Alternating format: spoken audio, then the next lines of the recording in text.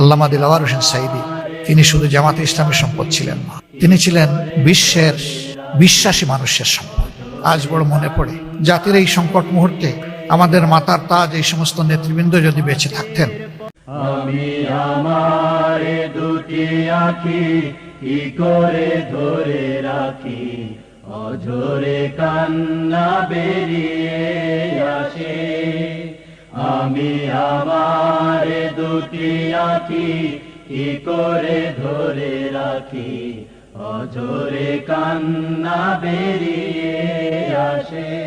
যখন মাসের পরে মাস পেরিয়ে, মাসের পরে মাস পেরিয়ে 15 আগস্ট আসে,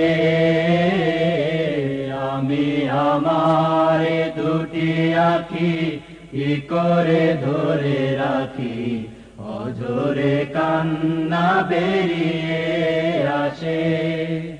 আমি আমার দুটি আঁখি কি করে ধরে রাখি, অঝরে কান্না বেরিয়ে